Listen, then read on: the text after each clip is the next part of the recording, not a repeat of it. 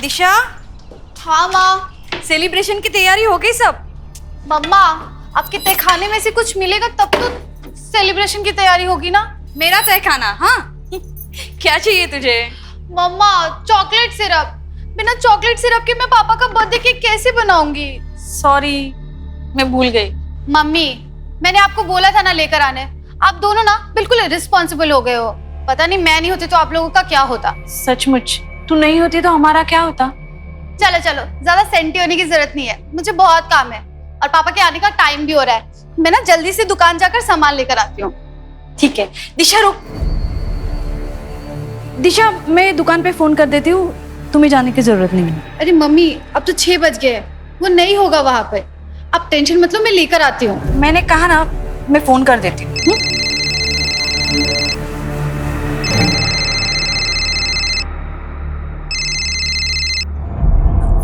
हाँ सुनंदा जी, मैंने आपको कितनी बार कहा है ये काम की बातें आप राजेश से किया कीजिए, मुझसे मत कीजिए। और मेरे आके गिड़गिड़ाने से क्या होगा? नहीं, अभी राजेश घर पे नहीं है। हाँ, आप बाद में फोन कीजिए। देखो दिशा, दिशा,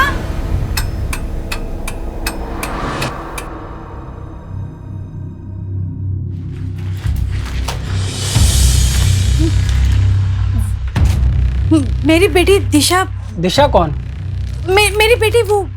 अच्छा, वो दिशा जो सफेद टी शर्ट और नीली पैंट्स में थी ना? हाँ वही वही, वो यहाँ पे आई हुई थी क्या? हाँ वो आई थी, वो चॉकलेट सिरप चाहिए था उसको, लेके चली गई। चली गई?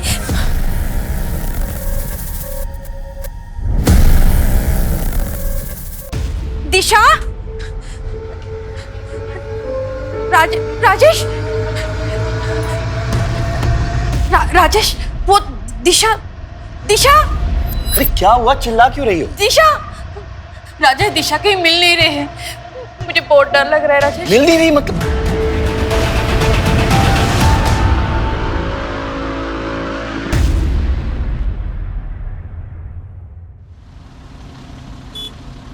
The number you have dialed is currently unavailable. Please try again later. Gupta, phone को लोकेशन ट्रेसिंग पे लगाओ। आप दोनों श्योर हैं कि दिशा किसी फ्रेंड के यहाँ या रिलेटिव के पास नहीं गई?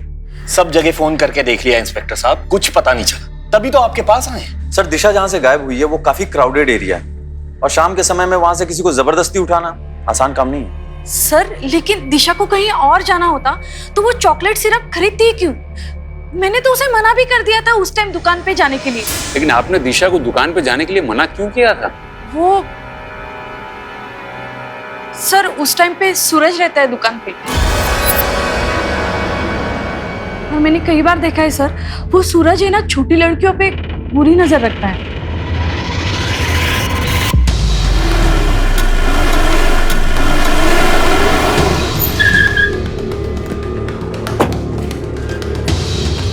सूरज? नहीं मैडम, वो तो मेरे यहाँ काम करता है। आज सुबह में उसका फोन आया था कि उसे कुछ काम है, इसीलिए 1-2 दिन दुकान पे नहीं आएगा।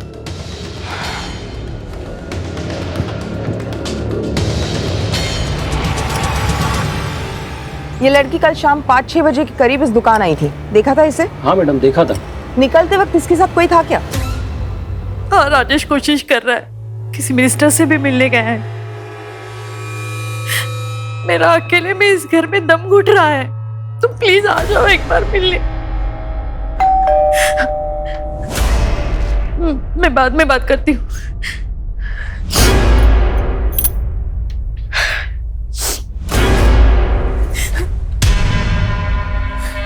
सुनंदा जी, आप?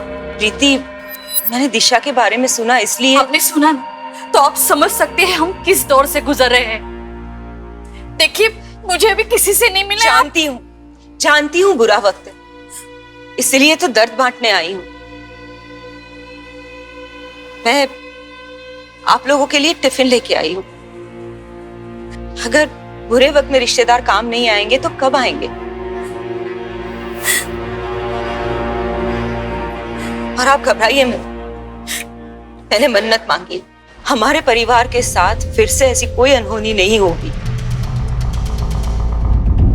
सर, आज ये छुट्टी लेकर गली की लड़कियों के साथ रंगोली बना रहा था। तो इसमें मैंने कौन सा क्राइम कर दिया? काम से ज्यादा लड़कियों पे ध्यान रहता है ना तेरा। कल दिशा का पीछा क्यों किया था? दिशा? कौन दिशा साहब? चल बता, तू किराने की दुकान पे काम करता है ना? जी साहब। तो सरसों का तेल अच्छा होता है या फिर सोयाबीन का? अरे साहब, आप लोग वो प्रीति मैडम की बेटी की बात कर रहे हैं ना? जी हाँ, मैं कल उसके पीछे गया था। वो चॉकलेट सिरप लेने आई थी तो मुझे लगा उसका बर्थडे है, मैं उसको चॉकलेट देने गया था।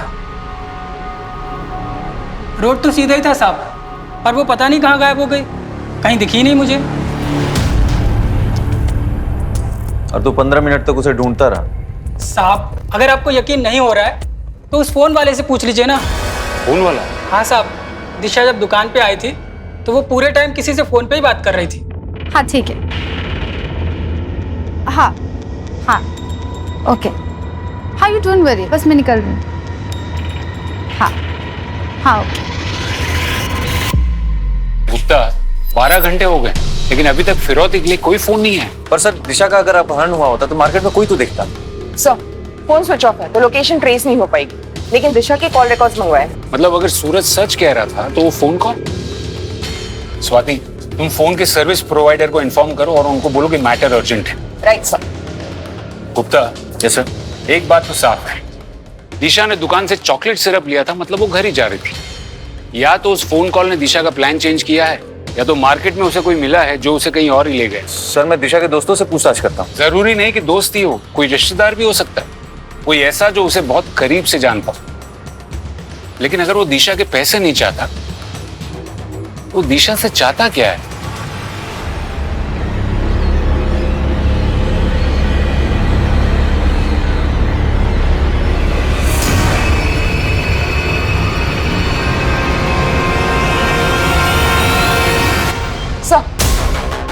सर, दिशा की कॉल रिकॉर्ड्स आ गए। इस नंबर पर आखिरी बार बात की थी उसने, किसी अंकिता गुप्ता के नाम पर है। अंकिता गुप्ता? हाँ सर, दिशा की क्लासमेट है। पुलिस स्टेशन बुलाया, आती होगी।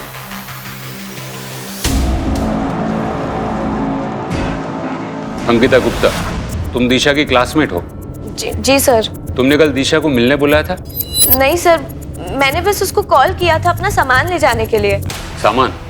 हाँ सर, उसने मुझे एक बॉक्स दिया था स्कूल के अंदर, कहा कि ये तुम रख लो, मैं घर नहीं ले जा सकती। वो बॉक्स है तुम्हारे पास?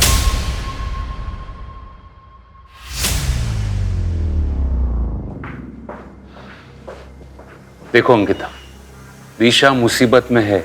अगर तुम उसके बारे में कुछ भी जानती हो, वो किसी लड़के से मिलती हो या उसके घर से भागने के प्लान्स हो। नहीं सर, दिशा अपनी फैमिली को बिना बताए शहर से बाहर कभी नहीं जाएगी।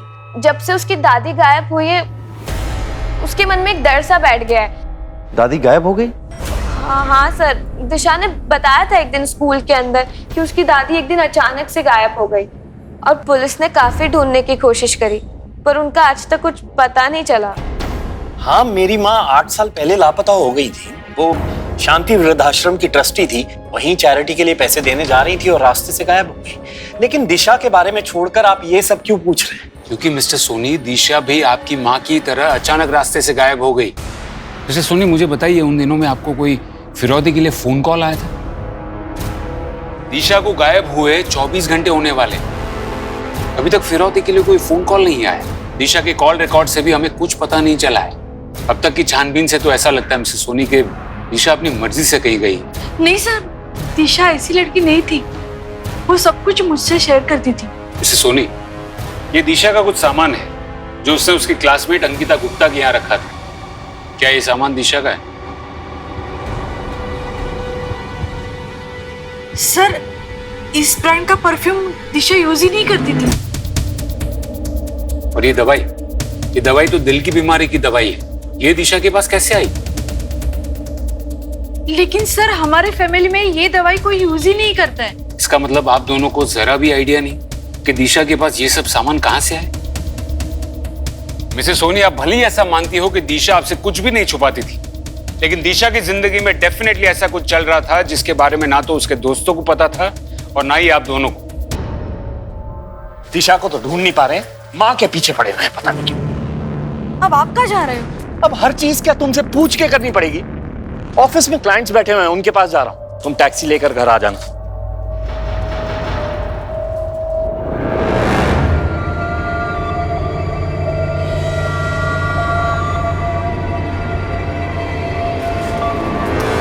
अरे आप, राजेश ने देखा नहीं ना? देख लेता तो हंगामा कर देता। सर या तो ये माँ बाप अपनी बेटी के बारे में कुछ नहीं जानते, या फिर माँ बाप जानबूझकर हमसे कुछ छुपा रहे हैं। हमें इस केस के हर पहलू की जांच करनी होगी। स्वाति, एक काम करो, दिशा की दादी के साथ 8 साल पहले क्या हुआ था उसकी केस फाइल निकलवाओ। Right sir. हो सकता है कि इस केस का पेड़ कहीं और जड़ें कहीं और हो। एक मिनट,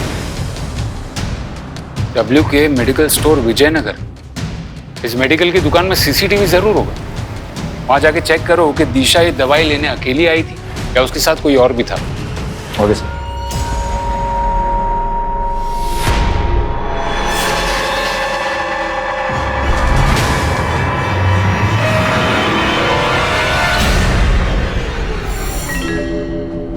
हाँ सर, यही लड़की थी। ये मुझे इसलिए याद है क्योंकि उसने दवाई खरीदी नहीं बल्कि चोरी करके भागी थी ये।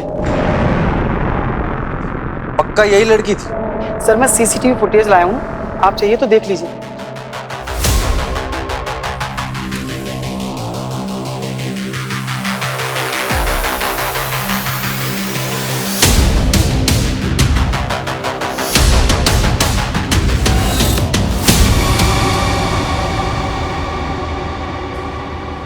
ठीक है, आप जा सकते हैं। जी सर।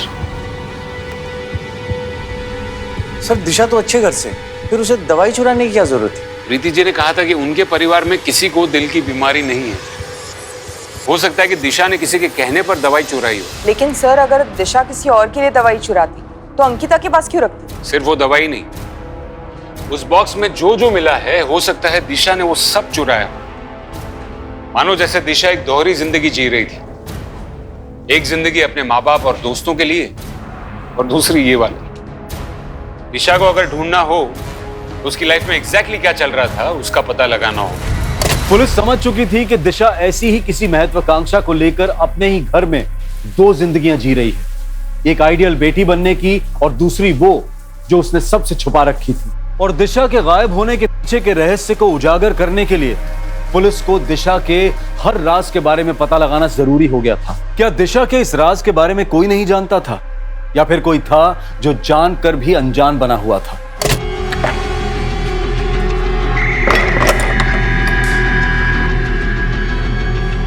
बेटा खाना रेडी है।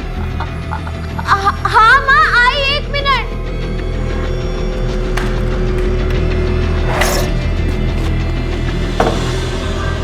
ओके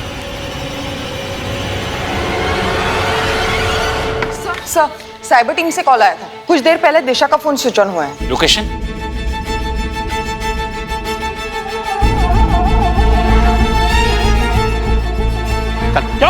चल मैंने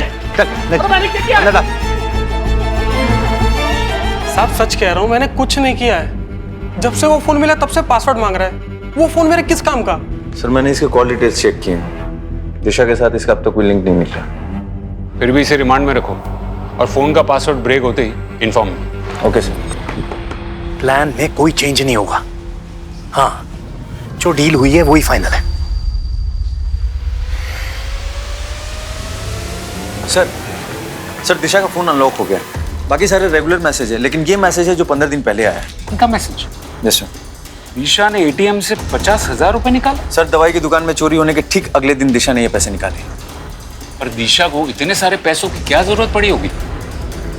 गुप्ता, तुम एक काम करो, एटीएम का सीसीटीवी फुटेज चेक करो जल्दी। Yes sir.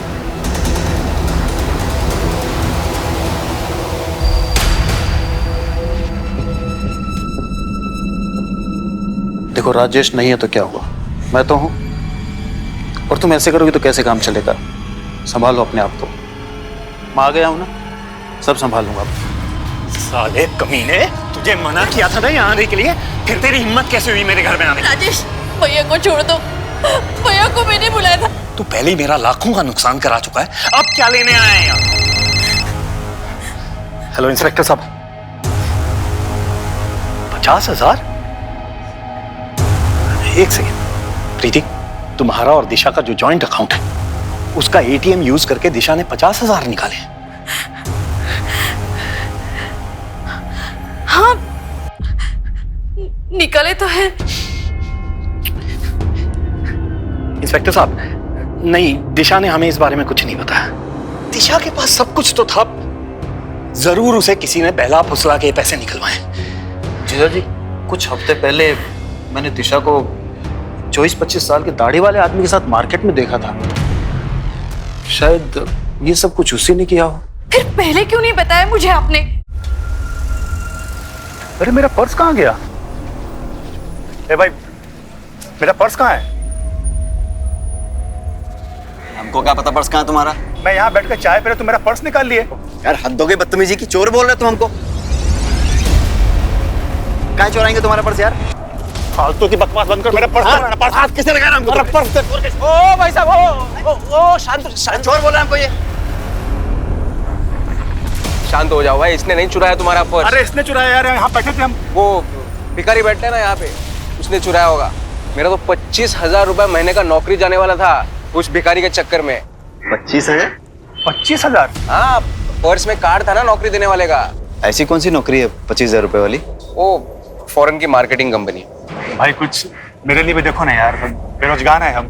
25 में से 15 मैं आपको दे दूंगा। अरे ऐसा तो हम 16,000 दे देंगे आपको, 9,000 में हमारा खर्चा चल जाएगा। देखो ना भाई, देखो सेटिंग होता है तो।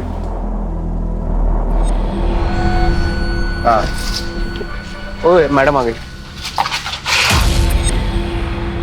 Good morning madam. Good morning madam. Good morning. बैठ जाओ कार में। कार में इंटरव्यू? हाँ, कार में। ज्यादा टाइम नहीं है मेरे पास।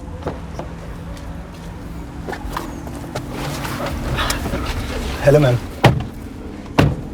मैडम मेरा नाम भूषण है और ये रहा मेरा सीवी। मैडम मैंने झांसी से मार्केटिंग का कोर्स भी किया है, आप चाहो तो मेरे मार्क्स देख सकते देखो, इस कंपनी में काम करना है तो यहाँ पर 2 रूल है। पहला, never call me ma'am, only Nitya. Okay ma'am, sorry Nitya. और दूसरा, जब तक बोलने को कहा ना जाए अपना मुंह मत खोलो। ओके। देखो, मार्केटिंग में काबिलियत फील्ड में पता चलती है, कागज पर नहीं। समझे? जी जी। सर मैंने दिशा की दादी निर्मला जी की FIR रिपोर्ट देखी। सर कुछ अलग ही है। आखिरी बार इन्हें किसी जगमोहन उर्फ जग्गा के साथ देखा गया और इस जग्गा के खिलाफ छोटे मोटे फिरौती के केसेस हैं। फिरौती के केस? और फिर भी उसने पैसे नहीं मांगे? हाँ सर, सबूतों के अभाव में इसे बेल मिल गई। लेकिन सर बात अजीब ये है कि बेल मिलने के बाद ये जग्गा भी गायब हो गई। क्या? बहुत अजीब आदमी था साहब। एक दिन मुझे फोन करके बोला कि टीवी और फ्रिज घर पर भेज दे, बहुत पैसे आने वाले हैं। फिर पता चला कि जग्गा को पुलिस वालों ने उठा लिया। बाद में जेल से छूटा तो गायब हो गया। उसके बाद उसे किसी ने नहीं देखा। उसके घर परिवार में कोई और था? उसकी बीवी और 13-14 साल का एक लड़का था। बीवी तो कई साल पहले मर गई, लड़के का पता नहीं। लेकिन गुप्ता, अगर जग्गा पैसों के लिए अपहरण करता तो फिरौती जरूर मांगता। सर हो सकता है कि फिरौती मांगने से पहले निर्मला जी की मौत हो गई। तो 8 साल बाद अगर उसी जग्गा ने राजेश सोनी की बेटी को उठाया है तो पक्का ये पैसों का मामला नहीं लगता, कोई आपसी रंजिश का मामला लगता है। ओके सर, मैं जग्गा को ढूंढने के लिए टीम लगाता हूँ। जग्गा को ढूंढना इतना आसान नहीं होगा, उसके बेटे को ढूंढो। कोई बाप अपने बेटे से इतने सालों तक अलग नहीं रहेगा।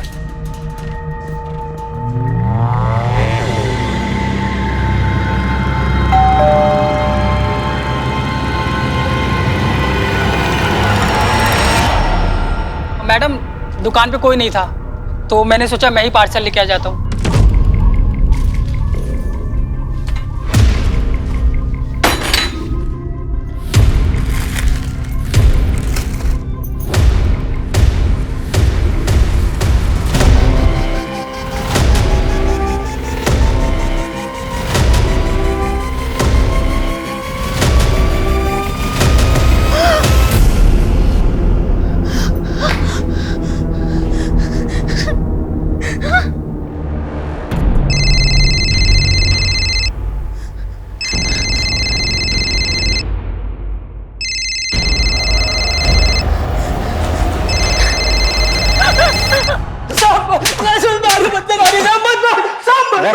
सही सही बता वरना तेरा खाता बही सब बंद कर दूंगा। हम सच कह रहे हैं साहब। साहब हमने कुछ नहीं किया। कुछ नहीं किया? साहब दुकान में तो सामान हम नहीं डाला था थैले में। लेकिन जब हम रास्ते में जा रहे थे तो एक बाइक वाला टकरा गया। सामान गिर गया, उसने फिर वापस थैले में डाला।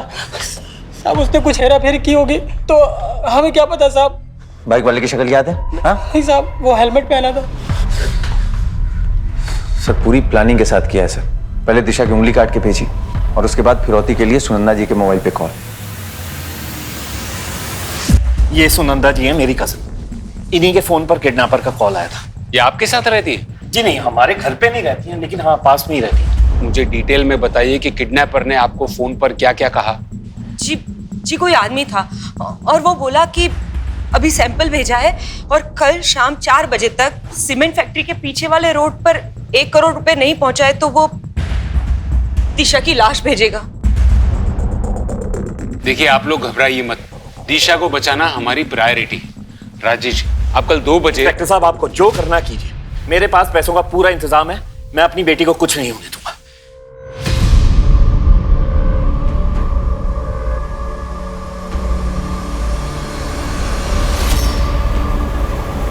सर आखिर ये केस फिरौती का ही निकला सर, लेकिन किडनैपर बहुत होशियार है, हर चीज प्लान कर रहा है, तभी तो उसने फिरौती के लिए इतनी देर बाद फोन किया। कुत्ता, कल कितनी भी प्लानिंग, तुम सबको इन्फॉर्म कर दो कि हमें कल किसी भी हाल में दिशा को बचाना है।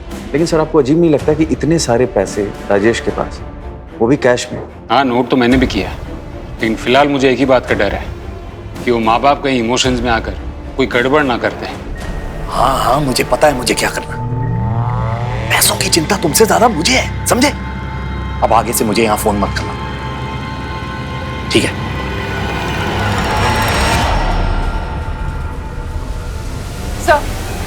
सर टीम रेडी है। राजेश को मैंने सब कुछ समझा दिया था कल, फिर भी वो टाइम पर नहीं आया और कब से घर पे फोन कर रहा हूँ, कोई फोन भी नहीं उठा रहा है। लगता है कुछ गड़बड़ है। गाड़ी निकालो।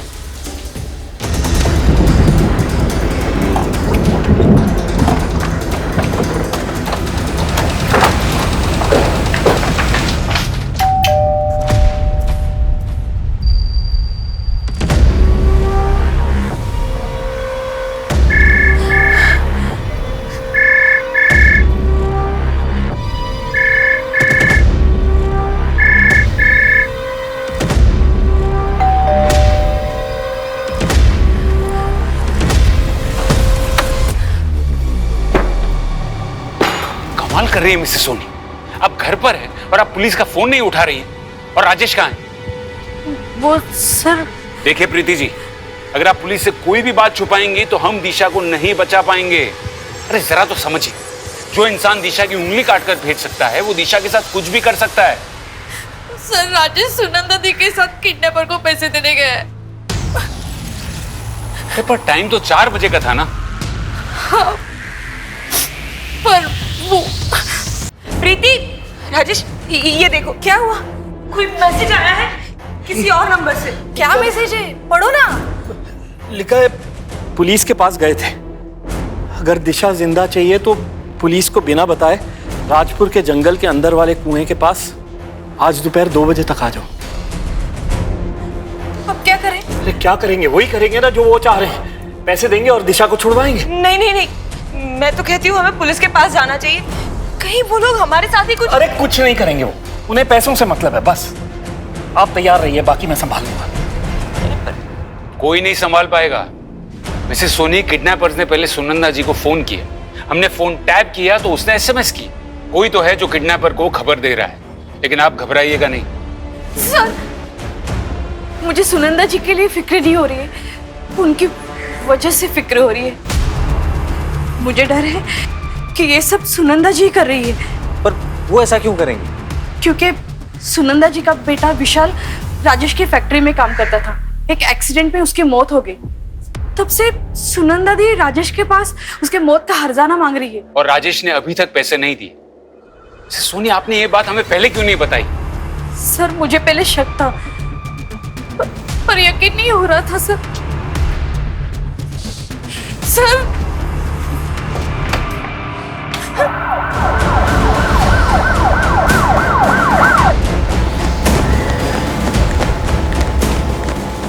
अरे आप लोग यहाँ क्या कर रहे हैं? प्लीज जाइए यहाँ से। सुनंदा किडनैपर्स को पैसे देने गई है, दिशा को लेके आती होगी, कुछ गड़बड़ मत करना। अरे गड़बड़ तो आपने की है मिस्टर सोनी, गलत इंसान पर भरोसा करके। किस तरह गई है सुनंदा? यहाँ गई है, लेकिन आप बात सुनिए इंस्पेक्टर साहब। क्या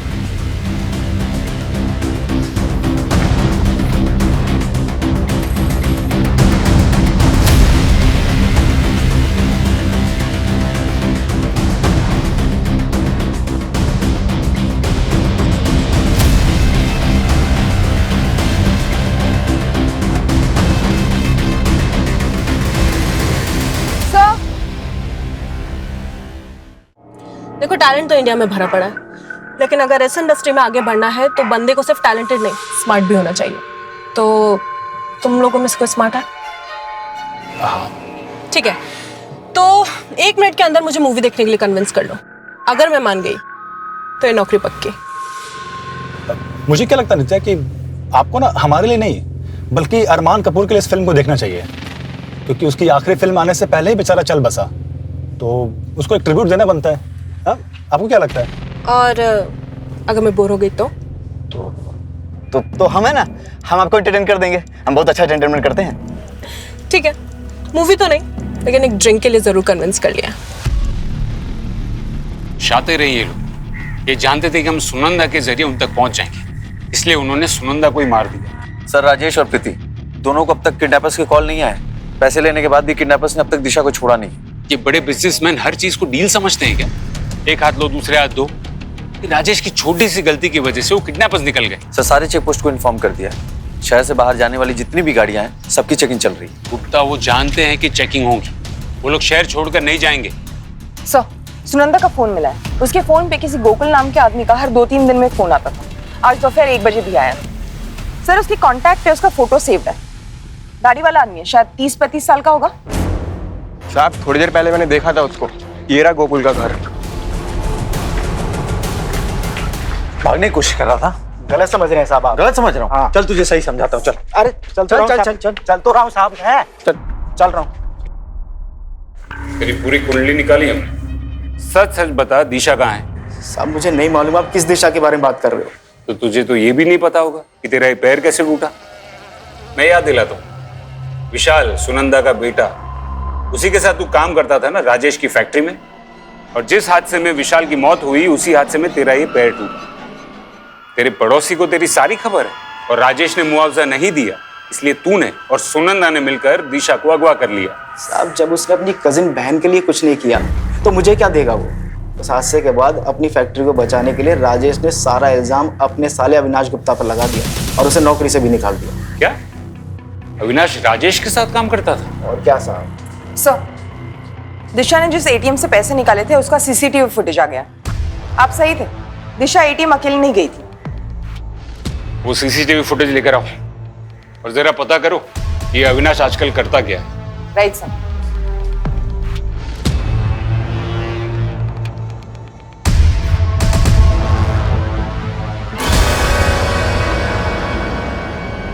गीता, दिशा ने पहले तुम्हें वो बॉक्स दिया और फिर 50,000 रुपए। आखिर तुम्हारे और दिशा के बीच चल क्या रहा था? सर दिशा ने वो पैसे सिर्फ रखने के लिए दिए थे और कुछ भी नहीं। समझो अंकिता, अगर तुम्हारा इस बात से कोई लेना देना नहीं है तो ये केस बार बार घूमकर तुम पर ही क्यों आ जाता है? क्योंकि सर दिशा और मैं बेस्ट फ्रेंड्स थे। वो मुझसे अपनी सारी बातें शेयर करती थी। कुछ दिन पहले तो वो मेरे घर पर भी आई थी। काफी परेशान थी सर वो। क्या हुआ है दिशा तुझे?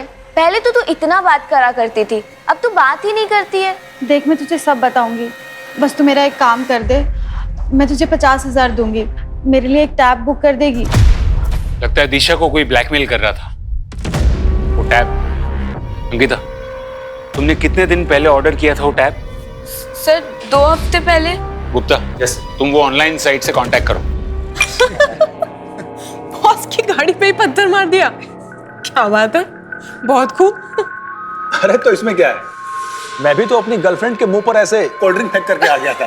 ओहो, इतनी डेयरिंग। नित्या मैडम अब चलो ना, बहुत टाइम हो गया। अरे जब बॉस एंजॉय कर रही है तो तुम्हें क्या जल्दी है? चुपचाप बैठे रहो। मैं जरा होके आता हूँ।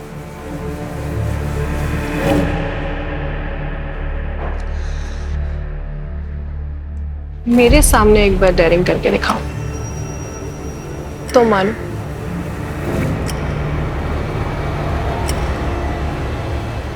किडनैपर ने पैसे भी दिए और दिशा को भी नहीं छोड़ा। मुझे डर है कि वो कहीं दिशा को। दिशा अब तक आपके पास होती, अगर आपके परिवार को पुलिस पर भरोसा होता तो, और यही भरोसा ना करने की वजह से आपकी कजिन सुनंदा जी को भी अपनी जान गंवानी पड़ी। गलती तो हमसे हो गई है सर, लेकिन क्या अब हम कभी दिशा को ढूंढ नहीं पाएंगे? ढूंढ पाएंगे, जरूर ढूंढ पाएंगे। अगर आप सब हमसे सच कहना शुरू करेंगे तो। सर आपको जो पूछना पूछिए सर, अब हम सब कुछ सच बताएंगे आपको। ठीक है, तो बताइए कि राजेश जी ने आपसे सारे रिश्ते नाते क्यों तोड़ दिए? वो सर हमारा फैमिली मैटर है सर। फैमिली नहीं, बिजनेस मैटर है। इतनी डेयरिंग तो मुझे हाथ लगाएगा? अरे मैडम, आपने ही तो कहा था मुझे। मैंने कहा था मेरे कपड़ों के अंदर हाथ डालने को? तुम दोनों को तो मैं पुलिस के हवाले करूंगी, ऐसा सबक सिखाऊंगी ना। मैडम हमें माफ कर दीजिए। तू लेकर आया था ना इन बदमाशों को मेरे पास, तेरी भी नौकरी गई। तुझे भी पुलिस के हवाले करूंगी मैं। अरे पर मैडम मैंने तो कुछ किया ही नहीं है। पुलिस ऐसी ऐसी जगह पे डंडे मारेगी ना कि कुछ करने के लायक भी नहीं बचोगे तुम लोग। मैडम गलत समझ रही हैं आप। मैडम मेरी मत मारी गई थी कि मैंने तुम दोनों का भला सोचा। ये सुनंदा जी का बेटा विशाल है और ये गोकुल। एक का पैर गया और दूसरे की जान, और वो भी आपकी लापरवाही से। आप राजेश जी की कंपनी में मैन्युफैक्चरिंग के मैनेजर थे। आपकी वजह से कंपनी को नुकसान हुआ और इसीलिए राजेश जी ने आपको उनके दिल से और काम दोनों जगह से निकाल दिया। नहीं सर, भैया की कोई गलती नहीं थी, वो सिर्फ एक हादसा था। हादसा हो सकता है मिसेस सोनी, लेकिन उसके बाद जो अविनाश जी ने किया वो उनकी प्लानिंग थी। अविनाश जी के पास काम नहीं था, जमा पैसे खत्म होने लगे थे, फिर भी अविनाश जी ने एक महंगा वाला टैबलेट खरीदा। वही टैबलेट जिसके लिए दिशा ने एटीएम से पैसे निकलवाए और अपनी क्लासमेट अंकिता गुप्ता के पास ऑर्डर करवाए। ऐसा क्या जानते थे दिशा के बारे में जो उसे ब्लैकमेल कर रहे थे? साले कमीने, क्या किया तूने दिशा के साथ? समझिए अपने आप। बता, छोड़िए छोड़िए। और उसके बाद आपने एक 20-25 साल के दाढ़ी वाले आदमी की कहानी शुरू की ताकि हम आप तक ना पहुंच पाए, है ना? मैंने झूठ बोला सर, लेकिन सर ये मैंने मेरे बेटे अंकुश को बचाने के लिए बोला सर। वो अनजाने में ही वो दिशा को ब्लैकमेल कर रहा था सर, बस इसीलिए मैंने ये। दिशा ने कुछ सामान देने के लिए अंकुश को मार्केट में बुलाया, तभी अंकुश ने देखा।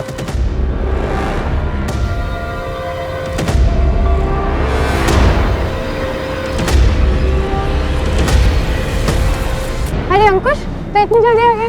दी आपने चोरी की?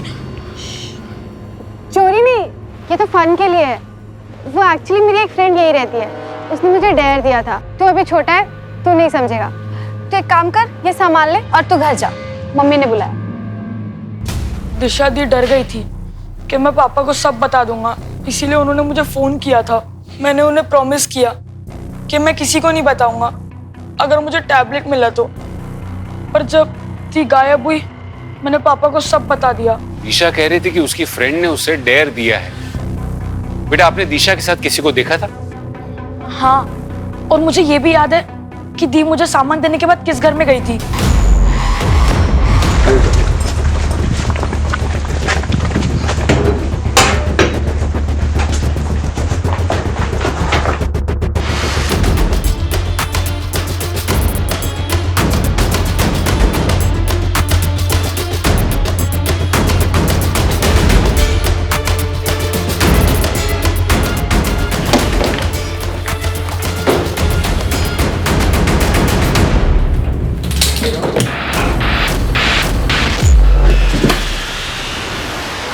स्वाति,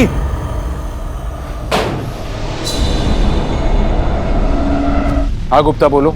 सर इस घर में दिशा की बॉडी मिली है, जग बेड के अंदर प्लास्टिक में रैप्ड है, और इस वजह से स्मेल बाहर नहीं आई और आसपास के लोगों को पता नहीं चला। गुप्ता, उस बॉडी को तुरंत पोस्टमार्टम के लिए भेजो और उनको बोलो कि रिपोर्ट जल्दी प्रोसेस करें, क्योंकि हमें ये न्यूज़ दिशा के पेरेंट्स तक भी पहुंचानी है। और उस घर की अच्छे से तलाशी लो और उस घर के लैंडलॉर्ड से भी बात करो। 1-2 महीने से ही थी यहाँ पर साहब। अब लड़की थी तो मैंने ज़्यादा कुछ पूछताछ नहीं करी। हाँ, इतना पता है कि किसी वृद्धाश्रम में मैनेजर थी साहब वो, और उसकी कार यहीं पीछे पार्क है साहब।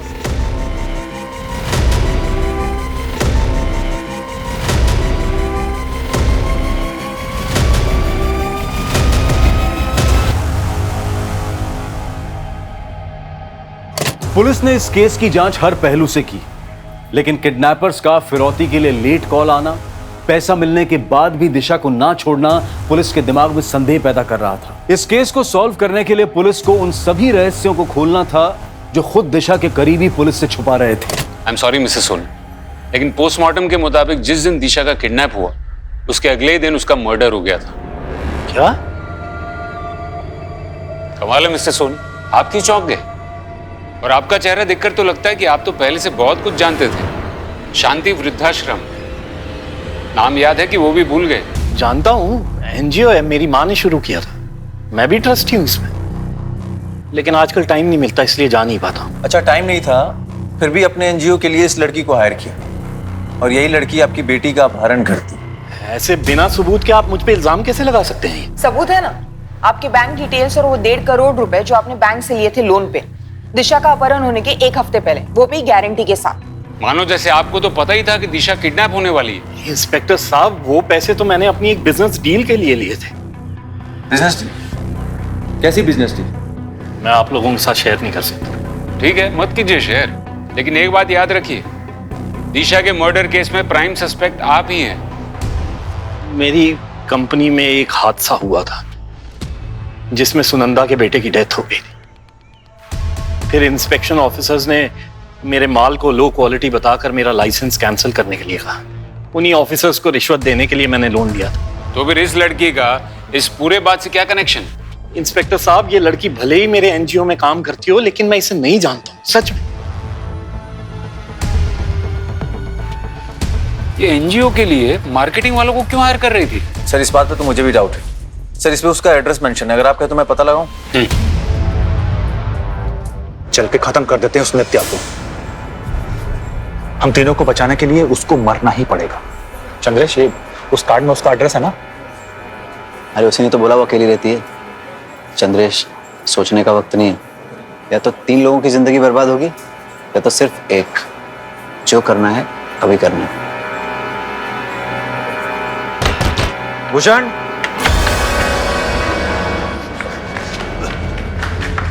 सर भागा क्यों? सर मैंने कुछ नहीं किया, सर मैंने कुछ नहीं किया, सर नित्या की गलती थी।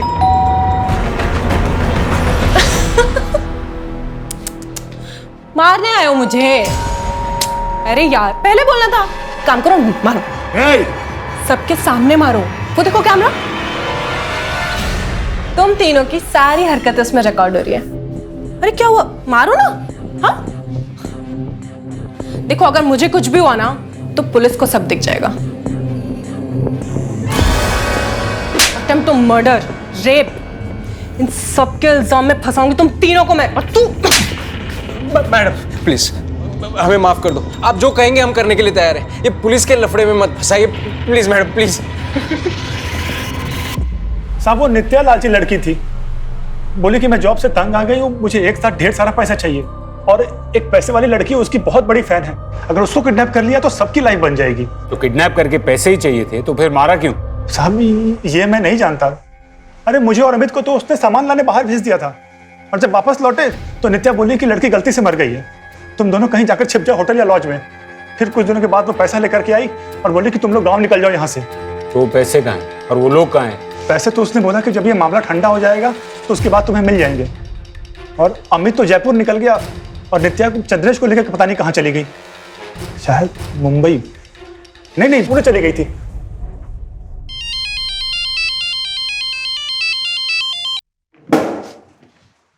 हेलो, क्या गुप्ता? Yes sir. कोई तो कनेक्शन है नित्या और जग्गा के बेटे बबलू के बीच। सर, इन दोनों के बीच में कनेक्शन है, आपको ऐसा क्यों लगता है? जग्गा का बेटा पुणे में रहता है और नित्या और चंद्रेश भी पुणे की बस में भागे। हो सकता है कि नित्या ने ये सब जग्गा के कहने पे किया हो। Yes sir. बबलू भी पुणे की एक कंस्ट्रक्शन कंपनी स्काई हाई में काम करता है। अगर बबलू पकड़ में आ गया तो हो सकता है कि जग्गा भी पकड़ में आ जाए। और तुम नित्या और चंद्रेश की फोटो भी वहां की लोकल पुलिस स्टेशन में सर्कुलेट करवा दो। Yes sir.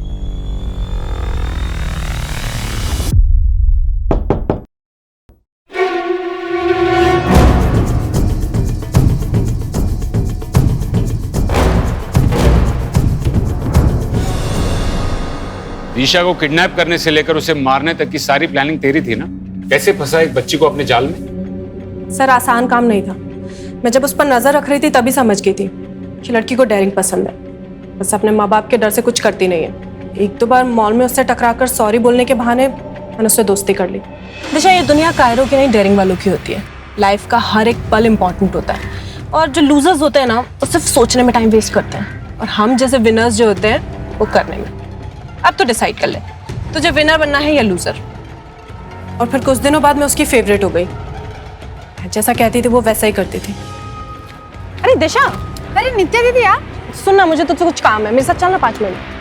पर मुझे तो पापा का बर्थडे केक बनाना। अरे बस 5 मिनट की बात है, चलना यार। ओके चल आजा। जब पैसे मिल गए थे तो सुनंदा को क्यों मारा? सर पीछे कोई सबूत नहीं छोड़ना था। बता दिशा कहाँ है? छोड़ो।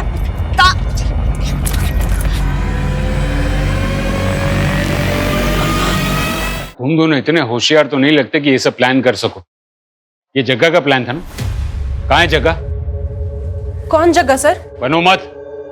जग्गा ने 8 साल पहले राजेश की माँ को उठाया था और अब उसकी बेटी को, और तुम दोनों जग्गा के बेटे बबलू के घर से ही पकड़े गए हो। जग्गा मर चुका है साहब। राजेश ने अपनी माँ को मारने के लिए जग्गा को कॉन्ट्रैक्ट दिया था। अगर काम पूरा होने के बाद राजेश पलट गया, उसने धोखे से जग्गा को मार डाला। और तुम्हें ये सब कैसे पता? मैं ही हूँ जग्गा का बेटा, चंद्रेश उर्फ बबलू। बबलू? मतलब तूने ये सब जग्गा की मौत का बदला लेने के लिए किया? हाँ, पर ये सब मैं अकेले नहीं कर सकता, इसलिए मेरी गर्लफ्रेंड नित्या ने मेरी मदद की। पर उसे ऐसा लग रहा था मैं सब पैसों के लिए कर रहा हूँ। और तूने नित्या का इस्तेमाल करके उन दोनों को फंसाया। बदला बलि मांगता है साहब। मैं किसी भी कीमत पर राजेश की तबाही देखना चाहता था। आप जो सजा देना चाहते दीजिए, मुझे कोई अफसोस नहीं। अरे इंस्पेक्टर साहब, वो एक मुजरिम है, उसने कहा और आपने मान लिया। और कितना झूठ बोलोगे? जायदाद के लिए अपनी माँ को मरवा दिया और उसकी सजा मिली मेरी बेटी को। अब कोई रास्ता बचा नहीं तुम्हारे पास। सीधे सीधे बता दो कि जग्गा और तुम्हारी माँ की बॉडी को कहाँ ठिकाने लगाया है। जग्गा को मैंने टिंचा फॉल से धक्का दिया था और माँ को। राजेश ने लालच में आकर कई साल पहले अपनी मां और जग्गा की जान ली। जिस राजेश के लिए पैसों का मोल अपने परिवार से भी ज्यादा था, वही लालच अनजाने में उसकी बेटी की मौत का कारण बना। चंद्रेश नफरत की उस खाई में गिरा हुआ था जहां उसे नफरत के अलावा और कुछ नहीं सूझा। लालच और नफरत, ये वो दो नकारात्मक भावनाएं हैं जिनकी दस्तक से ही हमें सतर्क हो जाना चाहिए और इस केस से सबक लेना चाहिए कि सफलता का कोई शॉर्टकट नहीं होता है। भले ही समय लगे, लेकिन ऊंचाई पर सिर्फ कड़ी मेहनत से ही पहुंचा जा सकता है। देखते हैं हमारे आज के एपिसोड की दूसरी कहानी।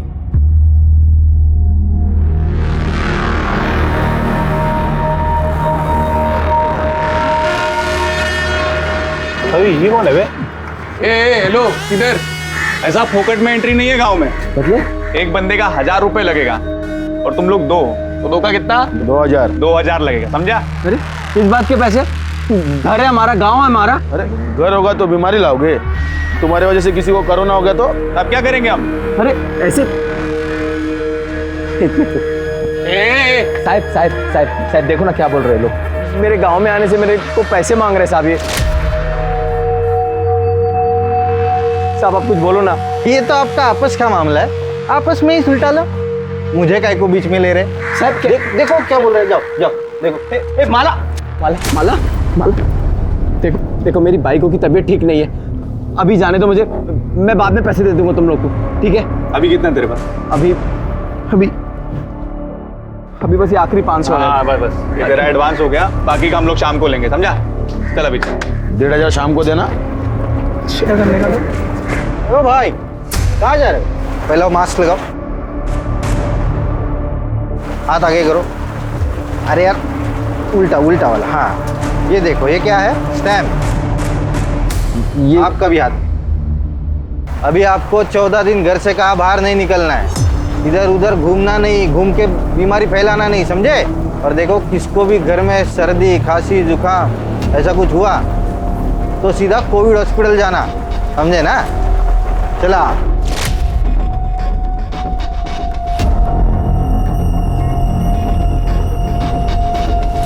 अरे ओ भाई क्या कर रहे हो?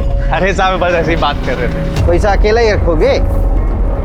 जबरदस्ती की गुंडागर्दी मचा रखी है। अरे अपने घर में आने की कोई पैसे देता है क्या?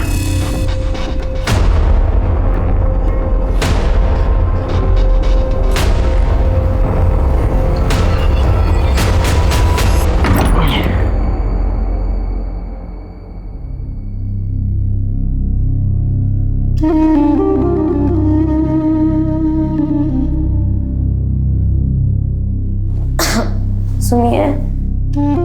कुछ सोचा है? पड़ोसियों को पता चलेगा तो क्या कहेंगे? अरे तब की तब देखेंगे, अभी तू आराम कर। शाम को उनको पैसे भी देने हैं, कहाँ से लाएंगे?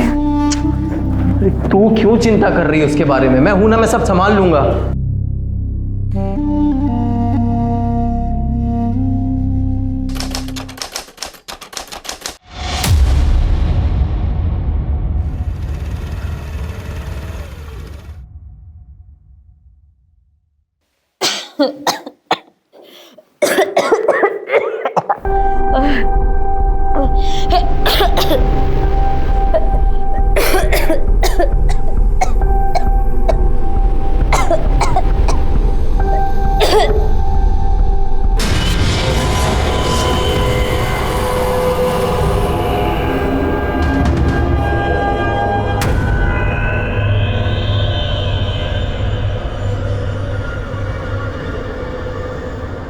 जहां एक तरफ हम सब इस महामारी की काली छाया के साथ जीने पर मजबूर हैं, वहीं दूसरी तरफ एक और वायरस है, जुर्म, क्राइम, अपराध। लेकिन इसने इस महामारी के काल में भी एक कदम भी पीछे नहीं हटाया है। राजू और माला बोहिर अचानक आए इस प्रकोप का शिकार थे। दोनों पैसे की कमी या काम छूटने की वजह से परेशान थे, या इसके पीछे कोई और कारण था? और अगर था तो क्या वही कारण वजह बना था माला बोहिर की हत्या का? जब कोविड-19 के कारण पूरा देश लॉकडाउन में था, तब नासिक महाराष्ट्र से 150 किलोमीटर दूर सोनगढ़ गांव में इस क्राइम को अंजाम दिया गया, जिसका मकसद बेहद अमानवीय था।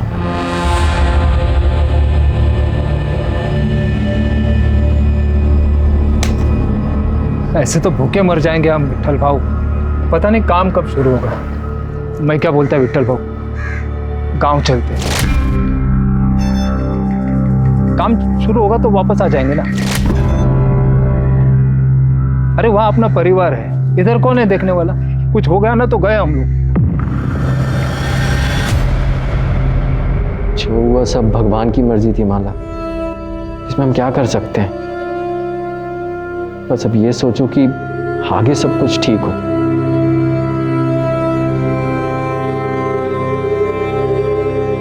माला, तुम्हारी रिपोर्ट्स आ गए, तुम्हें कोरोना नहीं है, तुम आज ही घर जा सकती हो। देखा, हमने कहा था ना सब ठीक हो जाएगा।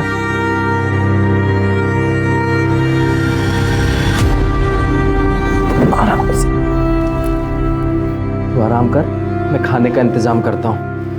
और हाँ, जब तक तेरी तबीयत ठीक नहीं हो जाती ना, रसोई में घुसने की कोई जरूरत नहीं है। रोज रोज कौन मुफ्त में देगा खाना? अरे किसी के घर मांगने थोड़ी जा रहा हूँ, अस्पताल जा रहा हूँ, वो लोग दे रहे हैं। अस्पताल जा रहे हो? हाँ। नहीं, आप मान नहीं जाओगे। हम कहीं और से खाना मंगा लेंगे, लेकिन बस आप बाहर नहीं जाओगे। वहाँ पे बहुत गलत काम होते हैं, आप बाहर नहीं जाओगे। माला मेरी बात, हम पड़ोसियों से ले लेंगे। माला मेरी बात, लेकिन आप बाहर नहीं जाओगे। माला मेरी बात सुन, माला मेरी बात। हमारा बच्चा गिर गया, इसमें अस्पताल की कोई गलती नहीं है। तो बच्चा हमारी किस्मत में ही नहीं था। मैं बच्चे की बात ही नहीं कर रही, मैं अपनी बात कर रही हूँ। उस अस्पताल में मेरे साथ बहुत गलत हुआ था। क्या हुआ था? बोलना माला, क्या हुआ? अस्पताल में डॉक्टर ने मेरे साथ बहुत गलत किया था। मैंने मना किया, उसको बहुत बोला, लेकिन उसने मेरी एक नहीं सुनी।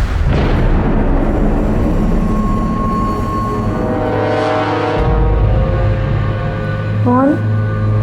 डॉक्टर? कौन था वो डॉक्टर? नाम बोल माला, जान से मार दूंगा उसको, जिंदा नहीं छोड़ूंगा। नाम बोल मुझे, बोलो नाम बोलना। बताओ अभी शुरू से क्या हुआ? सब मैं और मेरी बाई को माला नासिक में एक बिल्डिंग में दिहाड़ी पे मजदूरी करते थे। अभी कुछ दिन पहले कॉन्ट्रैक्टर आया और बोला कि तुम सब लोग अपने अपने घर पे चले जाओ, अभी यहाँ पे कोई काम नहीं होगा, पूरा काम बंद है, समझे भाई? काम बंद मतलब? कोरोना बीमारी फैली है पूरी दुनिया में, इसलिए तो सरकार ने पूरा काम बंद कर दिया है, पूरे देश में लॉकडाउन कर दिया है। पर हमको उससे क्या? इधर थोड़ी कोई बीमार है। अरे नहीं है, लेकिन ये बीमारी आ तो सकती है। इसलिए तो सरकार ने पूरा काम बंद कर दिया है, सबको बोला है अपने अपने घर पे बैठो। काम का कुछ पता नहीं था, पर एडवांस पगार मिला था तो सब ठीक चल रहा था। माला पेट से थी तो उसको भी आराम मिल गया था। फिर दिक्कत शुरू हुई। भेड़िया है इसका, पेट में बच्चा है और चूल्हा क्यों जलाया? स्टोव किधर है?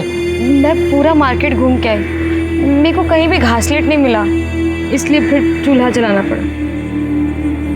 अभी बहुत हो गया, अभी एडवांस का पैसा भी खत्म होने वाला है। बिना पैसे बिना काम के इधर रहना बहुत मुश्किल है। चल हम कल ही गाँव जाएंगे। अगले दिन सुबह घर के लिए निकले तो बस ट्रेन कुछ नहीं मिला, पर वहाँ जाकर देखा तो हमारे जैसे बहुत से मजदूर जो घर के लिए पैदल निकल गए, तो हम लोग भी अपने गांव के लिए पैदल निकल गए। फिर 2 तारीख को हम सोनगढ़ पहुँचे। इतने लंबे सफ़र के बाद माला की तबीयत बहुत ख़राब हो गई थी। अगले दिन उसे खून भी निकला। फिर मैं फ़ौरन उसे लेके भोसले अस्पताल ले गया। वहाँ डॉक्टर उसको देखी और बोली कि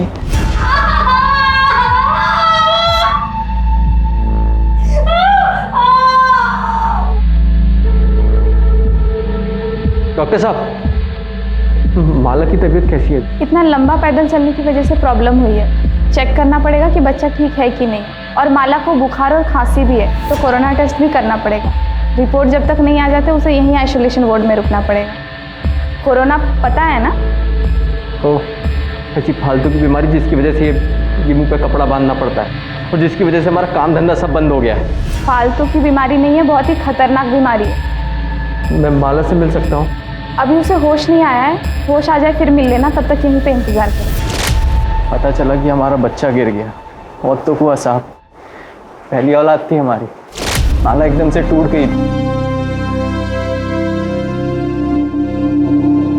अभी हम लोग घर जा सकते हैं? नहीं, माला घर नहीं जा सकती जब तक उसके कोरोना टेस्ट के रिपोर्ट नहीं आ जाते। उसे यहीं आइसोलेशन वार्ड में रहना पड़ेगा। और आप भी प्लीज़ घर पे रहिए, क्योंकि अगर उससे हुआ तो आपको भी हो सकता है।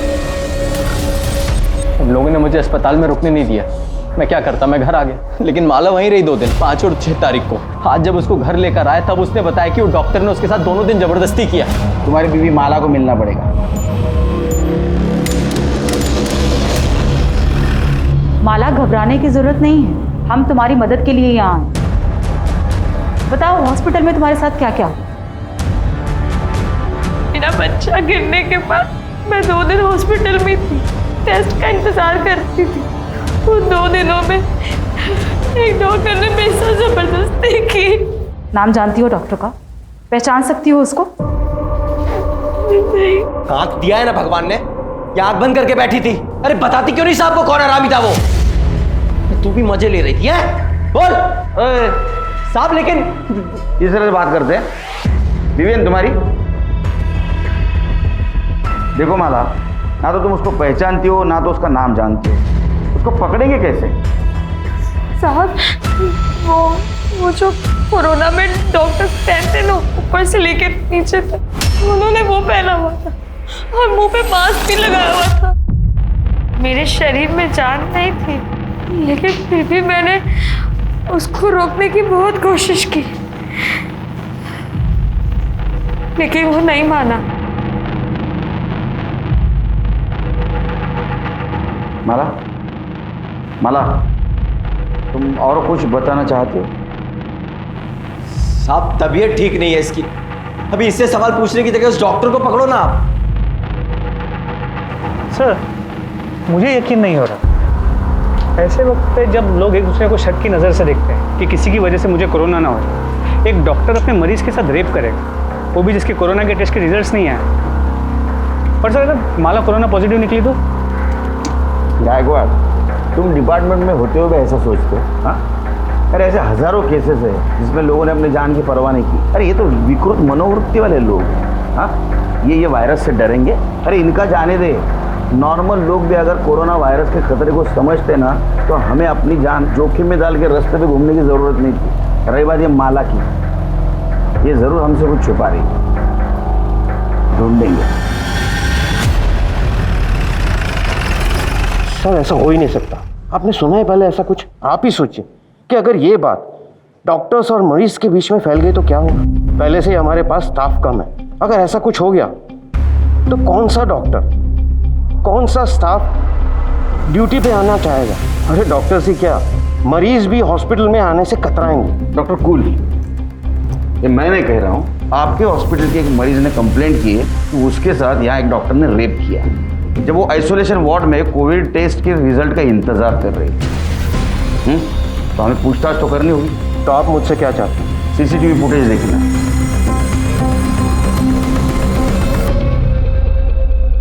ये तो आपको पता ही होगा कि वुमेन आइसोलेशन वार्ड में सीसीटीवी कैमरा नहीं होता। तो हमारे पास 5 और 6 तारीख की लॉबी और पैसेज की फुटेज है जो आप देख रहे हैं।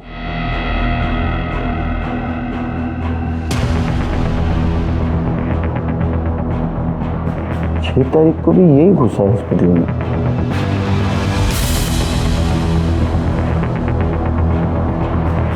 ये देखिए, तो पता, अब इसको पता था यहाँ सीसीटीवी है, इसलिए इसने अपना चेहरा नहीं दिखाया।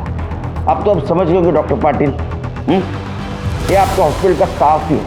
हाँ, शायद डॉक्टर नहीं होगा, इसका मतलब माला जो बोल रही थी वो सच था। आपके हॉस्पिटल में जो भी स्टाफ है सबसे मुझे पूछताछ करनी है, बुलाओ उनको। इंस्पेक्टर साहब, ये हॉस्पिटल है और आप हमारे स्टाफ के साथ मुजरिमों की तरह पेश नहीं आ सकते। हम अपनी जान को खतरे में डालकर लोगों की जान बचाने की कोशिश करते हैं और ना ही औरतों का रेप करने की। देखिए डॉक्टर, हम आपके काम का सम्मान करते हैं। हम भी पुलिस वाले अपनी जान जोखिम में डालकर लोगों को लॉकडाउन का पालन करवाने की कोशिश कर रहे हैं। आप अपना काम कर रहे हैं, हम हमारा काम कर रहे हैं। अगर आप मरीजों को नहीं बचाएंगे तो वो मर जाएंगे, और अगर हम पुलिसिंग नहीं करेंगे तो पता है क्या होगा, हॉस्पिटल मरीजों से भर जाएगा। तो कुल मिलाकर हम और आप अपनी जान जोखिम में डालकर लोगों की जान बचाने की कोशिश कर रहे हैं। समझ में आया आपको? बुलाइए स्टाफ जी। देखो, माला के साथ जो कुछ भी हुआ है शायद कल तुम्हारे साथ भी हो सकता है। ऐसा होना नहीं चाहिए लेकिन हो सकता है। आप समझाइए। पुलिस के साथ प्लीज कोऑपरेट करो और जो कुछ भी तुम जानती हो सब कुछ सच सच इन्हें बता दो। साहब, माला मेरे को बताई थी कि डॉक्टर उसके साथ जबरदस्ती किया था। मैं उसको समझाई थी पर कहाँ सुनी। अरे पुलिस में जाने से क्या होगा, तेरी इज्जत वापस लौट आएगी क्या? जो होना था वो तो अब हो चुका। तो पुलिस में जाएगी तो अब पूरे गांव को पता चल जाएगा, पूरे गांव में तेरा जीना मुश्किल हो जाएगा। तू खुद ही सोच, ऊपर से तेरा पति छोड़ देगा वो अलग। देख, मैं तेरे भले के लिए बोल रही हूँ। आपको किसने बोला था शानपना करने को? पुलिस वाले ये वर्दी ऐसे पहनते हैं क्या? खबरदार, इसके बाद में किसी को ऐसी सलाह देने की कोशिश की तो माला कोई नहीं, हर उस इंसान को न्याय मिलना चाहिए जिसके साथ अन्याय हो रहा है। समझे? हालत खराब हो गई भाई। चलो अपना गांव तो आ गया। कभी सोचा नहीं था चल के गांव आना पड़ेगा। तेरा तो फिर भी ठीक है, गांव आ गया। मुझे तो और 60-70 किलोमीटर चल के जाना है। संभल के जाना और पहुंचते ही कॉल कर देना। हाँ, तुम भी अपना ध्यान रखना। हाँ भाई, चलो। हाँ। किसी को नहीं छोड़ना। ये बहुत हो गया अभी। जला दूंगा। अब शांत हो जाइए। किसको जला देंगे? अस्पताल को, वो डॉक्टर को, सबको जला दूंगा मैं। आप शांत हो जाइए। पुलिस ढूंढ रही है ना डॉक्टर को। इतना बुरा हुआ तेरे साथ, तू इतना शांति से कैसे है? तू चाहती भी है वो डॉक्टर पकड़ा जाए? ये आप क्या बोल रहे हैं?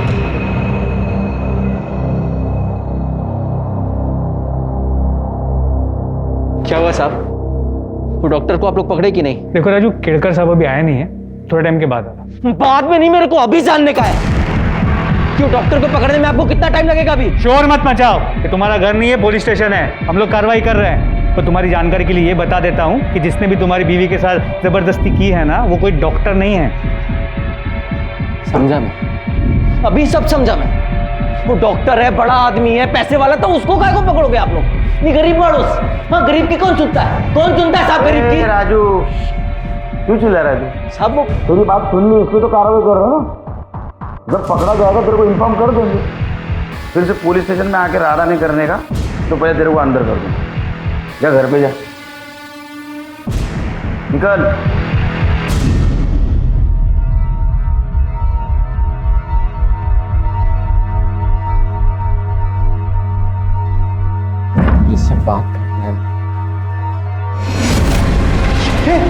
माला माला माला उठना माला माला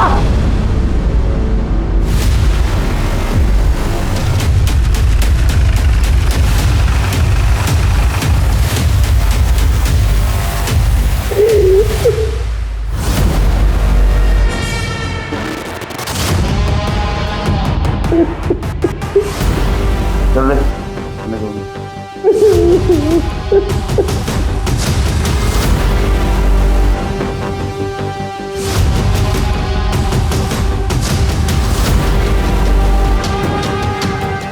तो सेक्सुअल असॉल्ट रेप जैसा तो कुछ समझ में नहीं आ रहा। शायद बच्चा गिरने की वजह से खून काफी बाहर, बाकी रिपोर्ट आने के बाद पता चलेगा। सर गले पे निशान है, गला घोट के मारा गया। घर की हालत, बिखरा हुआ बेडशीट, तो मरने से पहले काफी स्ट्रगल हुआ। प्रताप, मुझे लगता है ये काम राजू ने किया है। अपने सामने कितना गुस्सा कर रहा था, देख पीठ पीछे कितनी तकलीफ देता हो। उसने गुस्से में आके शायद इसका गला दबा के इसको मार। एक काम करो, बॉडी पोस्टमार्टम के लिए भेज दो और इसके फीटस से राजू का डीएनए मैच करवा दो। सर क्या साहब आप अभी मेरे को ही फंसा रहे हो कि मैंने माला को मार दिया? शांत हो जाओ, शांत हो जाओ, बैठो। खून को कंट्रोल करते जा जरा, समझा? ये गुस्सा है ना, ये गुस्सा है उसका वजह है। मान लो कि किसी और ने हाथ लगाया, तुम सहन नहीं कर पाए, उसको तो कुछ नहीं कर पाए, इसलिए तुमने माला को मार दिया। लेकिन सर उस टाइम पे तो मैं पुलिस स्टेशन में था, आपके सामने था सर, मैं कैसे मार दूंगा उसको, आप बताइए ना। वो चाहना रे तू पुलिस से गवाही दिलवाएगा? तो पुलिस स्टेशन में था, सच देखा जाए तो माला का मर्डर करके पुलिस स्टेशन आया था। यहाँ से तू वहां वापस गया और तूने नाटक किया कि माला को किसी ने मार दिया। वहाँ माला की बॉडी किसी ने देखी नहीं थी। हमने अड़ोस पड़ोस में पूछताछ की तो पता चला तूने गांव वाले लड़कों को जान से मारने की धमकी दी थी। हाँ दी थी धमकी उनको। मेरे गांव में मेरे घर में घुसने के मेरे से 2000 रुपए मांगे थे साहब। आखिरी के 500 रुपए थे वो भी ले लिए उन्होंने और शाम को वो बाकी के 1500 रुपए लेने आ गए थे घर। चल पैसा निकाल, तो बोला था ना बाकी का 1500 शाम को देगा करके। बोला था पर अभी नहीं हो पाया, अभी तू जा, बाद में देता हूँ। दे देख, चला गांव में घुस गया, अभी बहाना मारता है। चुपचाप से पैसा दे, नहीं तो देख क्या करेंगे हम लोग। अरे बोला ना देता हूँ, पैसा भी नहीं है, आके देता हूँ, अभी जा यहाँ से।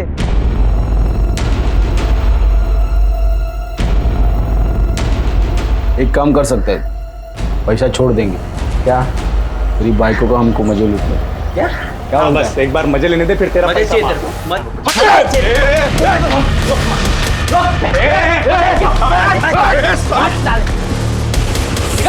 देख लेंगे तुझको, देख लेंगे। उन लड़कों को तो हम देख लें, लेकिन जब तक माला का मर्डर केस सॉल्व नहीं होता तो सोनगढ़ से बाहर नहीं जाएगा।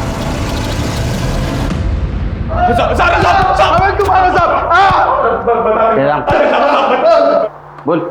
बता दे सर, हमने उन सब लोग से पैसे लिए थे सर, मजदूरों से, गांव वालों से, गांव में घुसने के लिए पैसे लिए थे सर। अरे राजू के घर पे क्या हुआ बोल। साहब हम वो बाकी के 1500 लेने गए थे उसके घर पे, तभी उससे थोड़ा झगड़ा हुआ था साहब। लेकिन उसकी बाइकों को हम कुछ उल्टा सीधा नहीं बोले साहब। राजू हम पे भड़क गया था, उल्टा मारपीट करने लगा साहब वो। हाँ साहब, बदला लेना था हमको उनसे, बहुत बेइज्जती की थी हमारी, पर माला को हमने नहीं मारा साहब। हाँ साहब, हम दोनों वहाँ वापस नहीं गए साहब। ये हमारा यंग जनरेशन।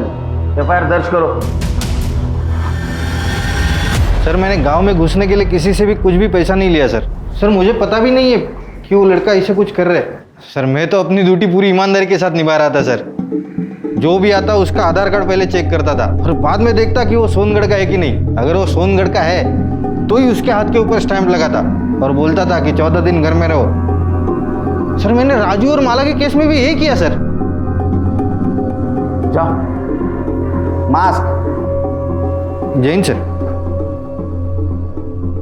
अपने डिपार्टमेंट में ऐसे लोग भरे हैं, हम किसको क्या बोलेंगे? सर साफ पता चल रहा था कि कामड़े झूठ बोल रहे हैं, नक्की पैसे खाता तो। अब नहीं खाएगा क्योंकि उसको मालूम है अपनी नजर है उसके ऊपर। माला के पीएम रिपोर्ट का क्या हुआ? सर अब तक नहीं आई। एक्चुअली वो पूरी टीम कोरोना के केसेस में भी थी, इसलिए वक्त लग रहा है, लेकिन सर जल्दी आ जानी चाहिए। सर डीएनए रिपोर्ट के मुताबिक माला के जो पेट में बच्चा था सर, उसका डीएनए राजू के डीएनए से मैच नहीं होता। देख, तेरे डीएनए से तेरे बच्चे का डीएनए मैच नहीं हुआ, इसका मतलब समझते हो? एक बात बताओ, तुम्हारी बीवी माला का नासिक में किसी के साथ चक्कर था या कोई उसका फायदा उठा रहा था? ये पक्का उस शेलार का काम होएगा। उसी की नजर थी मेरी माला पे।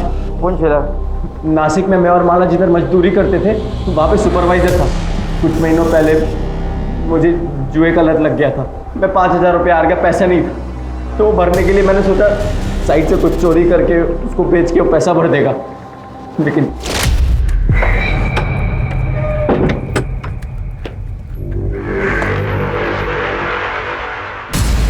चोरी कर रहा है? चोरी कर रहा है? नहीं, जिस थाली में खाता है उसमें छेद करता है। रुक, मैं भाव सुनो, पुलिस को बताऊंगा मैं। भाव इतना गर्मी काहे को खाते हो? मैं तुमको भी देता हूँ ना इसमें से। साले तेरे जैसा चोर समझाएगा मेरे को? अभी मैं देख, तू काम भूल जा काम तू अभी। मैं तेरे को जेल में भिजवा दूं। भाव करते हैं ना कुछ, भाव करते हैं ना कुछ, इस बात को यहीं पे सुलटाते ना भाव। एक रास्ता है। जो बोलोगे तू है ना? हाँ। तेरे बीवी के साथ में मेरे को सोने दे, मैं तेरे को छोड़ दूंगा, किसी को कुछ नहीं पता चलेगा। तू बीवी के साथ सोएगा? नहीं खोलेगा, बीवी के साथ सोएगा? साले जान से मार दूंगा। अरे मैं हाथ उठा, मैं तेरे को छोड़ूंगा नहीं। शेलार ने तभी पुलिस को ना वो मुड़क हाँ साहब, शेलार ने तभी ना पुलिस को ना सेठ को मेरी शिकायत की। मुझे लगा ऐसे ही नहीं किया होगा, लेकिन अभी मुझे समझ में आ रहा है साहब। तभी मैं कुछ दिन के लिए नासिक से बाहर गया था, तब उसने माला को अपने साथ सोने के लिए मजबूर किया होगा साहब।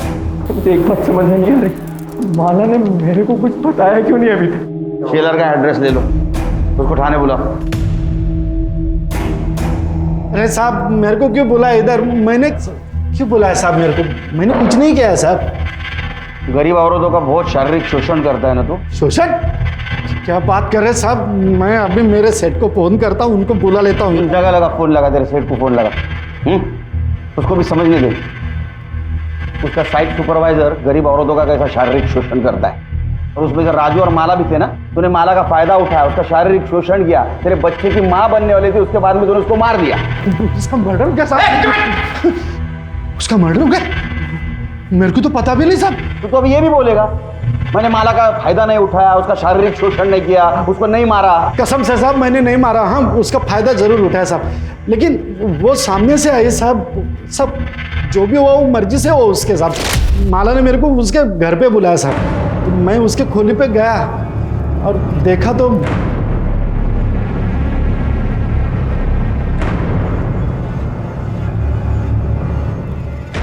तुम्हें मेरे साथ सोना था ना, तुम्हें जो करना है तुम करो, बस राजू की शिकायत किसी से मत करना, ना पुलिस से और ना ही सेठ से।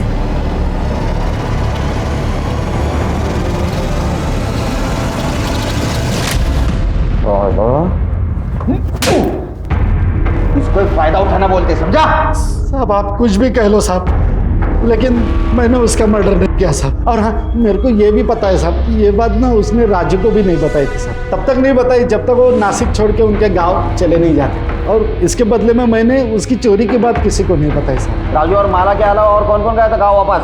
वो ये विट्ठल और दत्ता गए थे माला और राजू के एक हफ्ते बाद। कौन सा गाँव?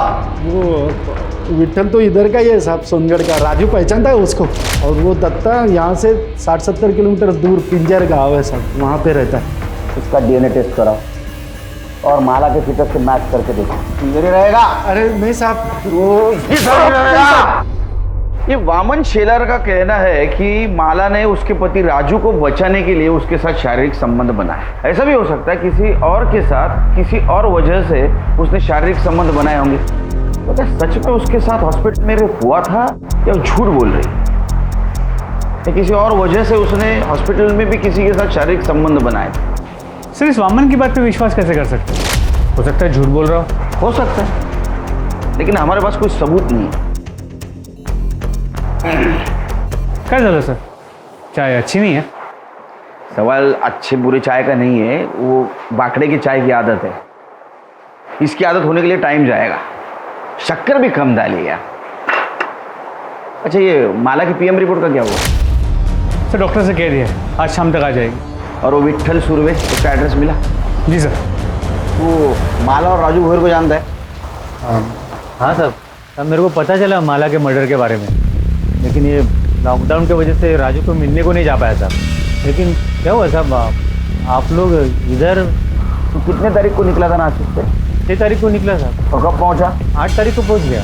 तो बॉर्डर पे किसी हवलदार ने रोका नहीं? हवलदार ने नहीं रोका साहब, लेकिन वो गांव के लड़के लोग ने रोका साहब। गांव में एंट्री करने के लिए 1000 रुपये दिया मेरे से। कौन था तेरे साथ? और मेरा दोस्त साहब दत्ता, उसके साथ आया। क्या करता है दत्ता? तो मेरे साथ नासिक में काम करता है साहब साइड से। वो कहाँ गया? वो उसके गाँव चला साहब, पिंजे गाँव। पर 8 तारीख को आने के बाद तू कहाँ गया? साहब ये लॉकडाउन चालू है तो बाहर किधर जाएगा, घर पे ही था। पक्का घर पे था? हाँ साहब पक्का। इसका DNA टेस्ट करवा।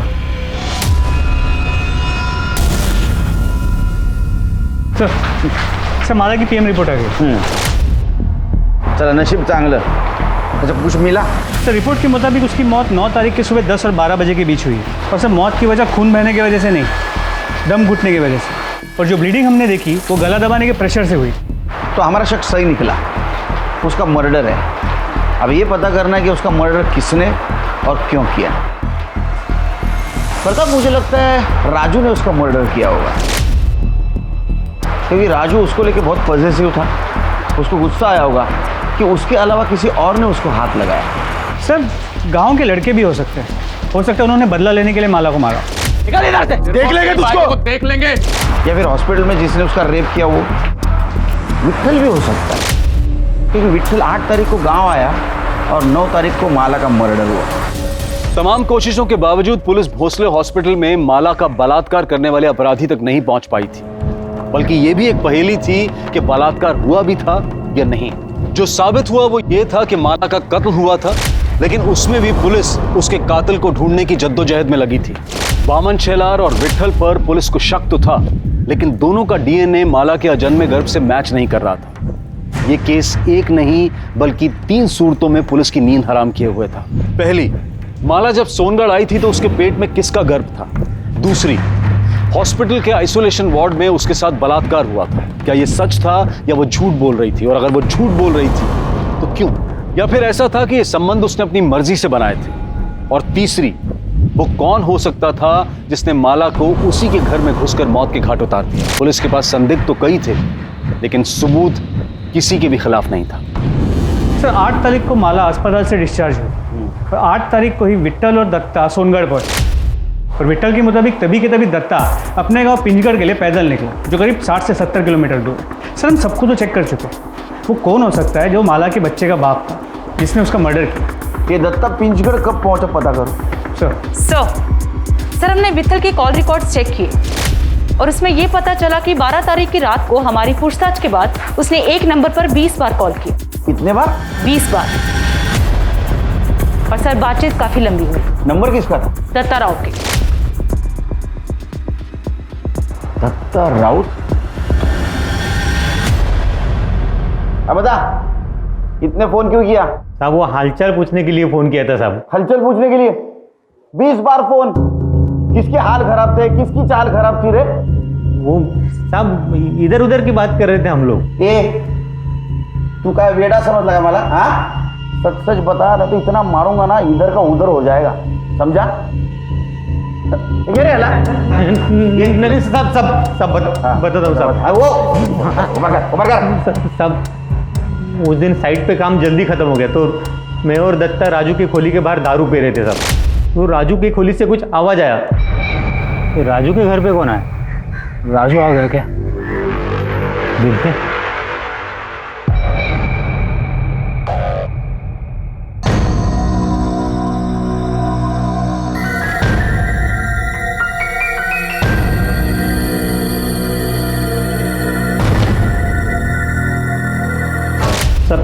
तभी मैंने ये वीडियो बनाया साहब। मेरे को यकीन ही नहीं हुआ साहब कि माला शेलार के साथ सोने को राजी कैसे होगी। फिर जैसे ही शेलार राजू की खोली से बाहर आया,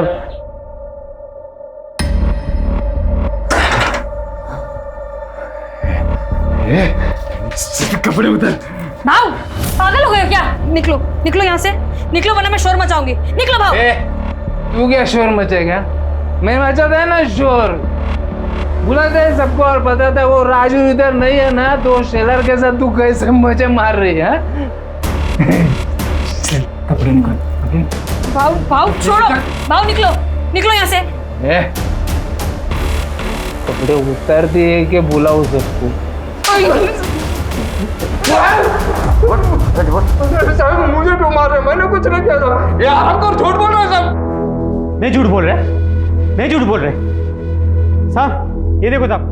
अरे आज तू है ना ये, अब और मार खाने के बाद गलती हो गई साहब, गलती हो गई साहब। एक बार गलती हुई, बार बार गलती हुई।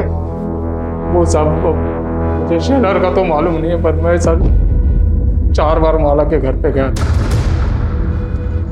उसको बदनामी की धमकी दिया और बाद में उसको रेप किया और मार दिया। 8 तारीख को तू सोनगढ़ बॉर्डर पे इसके साथ पहुंचा। वैसा देखा जाए तो 9 तारीख को तेरे गांव पहुंचना चाहिए था शाम तक, लेकिन तू 11 तारीख को दोपहर में पहुंचा। 36 घंटे क्या कर रहा था रे तू? कहाँ था? थक गया था ना साहब, चल चल के, थोड़ा आराम करने के लिए रुक गया। 36 घंटे सो रहा था तू? सच बता, तो इतना मारूंगा ना पूरी हड्डी पसली एक कर दूंगा। बता दो साहब, बता दो, मारना बता। सच बता ना। वो साहब नशे के हालत में मैंने वो माला से जबरदस्ती तो कर ली साहब। बाद में अकल आई कि वो शेलर सिर्फ माला के साथ सोने की बात किया था, तो राजू ने उसकी हड्डी पसली तोड़ दी थी। मेरे बारे में उसको मालूम पड़ता तो मेरे को तो जान से मार देता था साहब। मैं बहुत डर गया था साहब, लेकिन फिर पता चला कि माला पेट से राजू लड्डू बांट। मतलब ये था कि उसको अब तक तो कुछ पता नहीं था, लेकिन माला साहब वो कुछ ऐसे घूर के और गुस्से से मेरे को देखती थी, लगता था कभी भी राजू को बता दे। माला और राजू सोनगढ़ जाने के लिए निकले। उस वक्त तो माला ने मुझे कुछ से गुस्से से देखा था ना साहब, लगा था अब कुछ तो होने वाला। मैं डर गया था साहब। उसके बाद तो साहब वो राजू मेरे सपने में आता था साहब, मेरी छाती में बैठ के कोई तो से मेरे को मारता था साहब। नाटक मत कर। नाटक नहीं साहब। उसके बाद मैंने इसको बोला गांव चलते, दोनों साथ में ही गांव जाने के लिए निकले थे साहब। वहाँ सोनगढ़ के फाटे पे पहुंचे तो ये सोनगढ़ के अंदर चला गया। देखा कि इसने वो बच्चे, वो गांव के लड़के थे ना, उनको पैसे देके अंदर घुस गया। मैं तो सीधे अंदर नहीं जा सकता था ना साहब, तो मैंने रात होने की राह देखी ताकि वो लोग सो जाए। तो जैसे रात हुई मैं भी अंदर घुस गया। जाते ही पहले वो राजू का घर ढूंढा साहब, फिर रात भर उधर ही छुपा रहा। सुबह हुई, जिस वक्त राजू घर से निकला ना साहब, तो मैं घर के अंदर घुस गया साहब।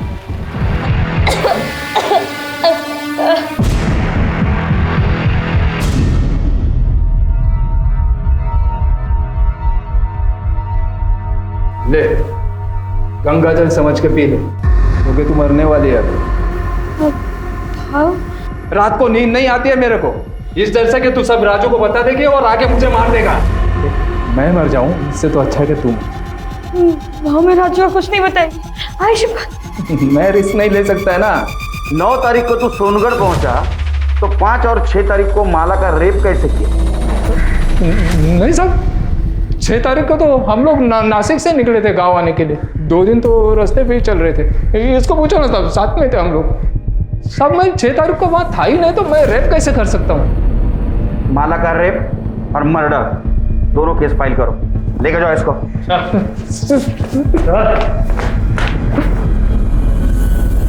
दत्ता राउत के डीएनए टेस्ट से यह साबित हो गया कि माला के अजन्मे बच्चे का पिता दत्ता राउत था।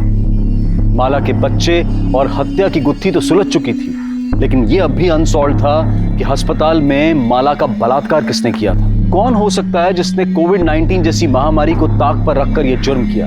ऐसी विकृत मानसिकता वाले व्यक्ति को ढूंढने के लिए पुलिस ने इस केस की फिर से जांच शुरू की और यह पाया कि बलात्कारी कोई हॉस्पिटल के स्टाफ में से नहीं है, बल्कि बाहर का कोई व्यक्ति है।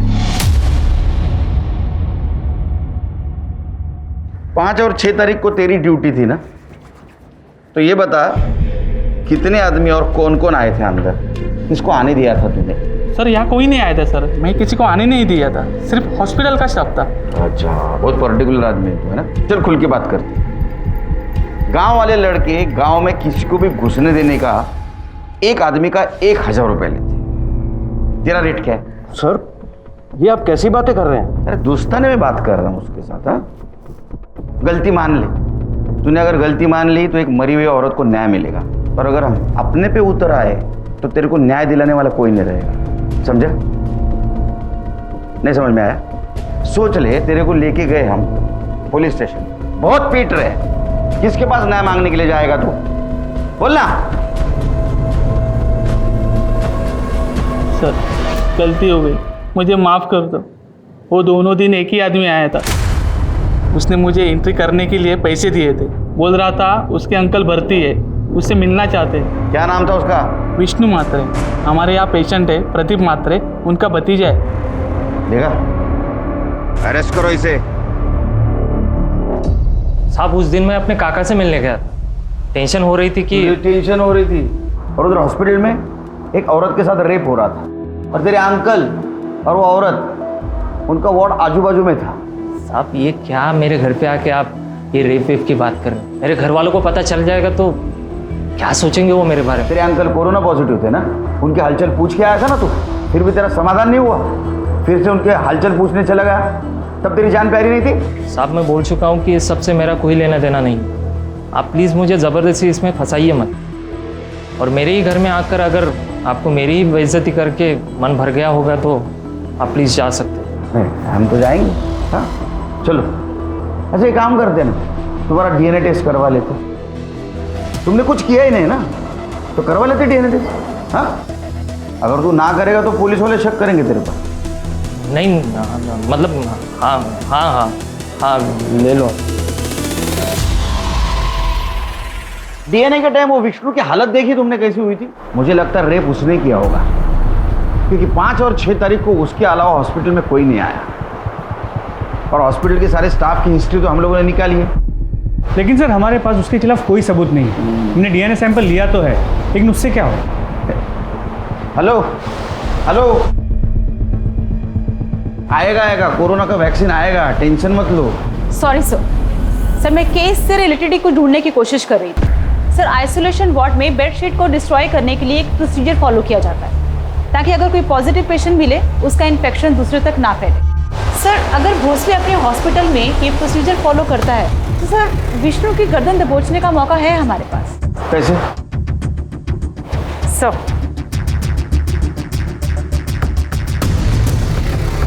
पता करो भोसले हॉस्पिटल में प्रोसीजर फॉलो होता है क्या? अगर होता है तो विष्णु जरूर पकड़ा जाएगा।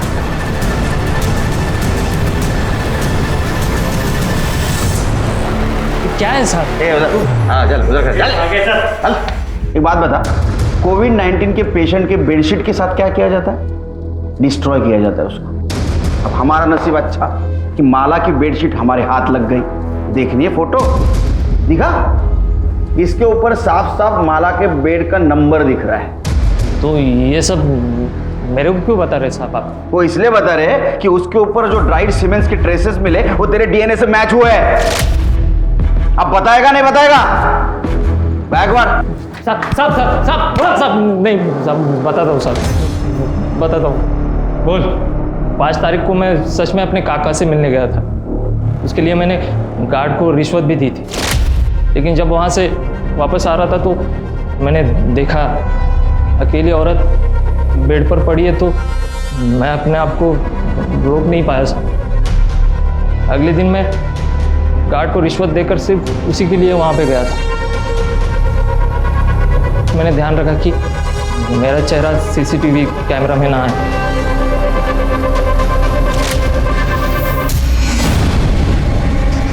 कौन? डॉक्टर? गरीब, लाचार और बीमार औरत के ऊपर अत्याचार करने में तुम जैसे लोग मर्दानगी समझते हैं। वो बेचारी कोविड-19 से तो बच गई, लेकिन तू और तेरे जैसे दरिंदों से नहीं बच पाई। चार्जशीट फाइल करा। कोरोना वायरस जैसी महामारी और लॉकडाउन ने हमें बहुत कुछ सिखाया है और बहुत कुछ दिखाया भी है। शायद हम पहले से ज्यादा संवेदनशील हुए हैं। जहां एक तरफ इस मुश्किल की घड़ी में कुछ लोग अपनी कमाई, अपनी सेविंग्स को डोनेट करके अनजान लोगों की मदद करने की कोशिश कर रहे थे, वहीं विष्णु म्हात्रे, दत्ता राउत, वामन शेलार और विट्ठल सुर्वे जैसे लोगों ने इससे कोई सीख नहीं ली। माला भोईर, जिसने जिंदगी और मौत तकलीफ में देखी, जिसकी शुरुआत उसके पति राजू भोईर को बचाने के गलत तरीकों से हुई, इस केस से हमें सबक मिलता है कि गलत काम करने का कोई भी सही तरीका नहीं हो सकता है। इसलिए अपनी गलती का सामना करें और आगे के लिए सीख लें ताकि दोबारा किसी मुसीबत में ना पड़े। अब मैं अनूप सोनी आपसे विदा लेता हूं, फिर मुलाकात होगी क्राइम पेट्रोल सतर्क में एक और नए केस के साथ।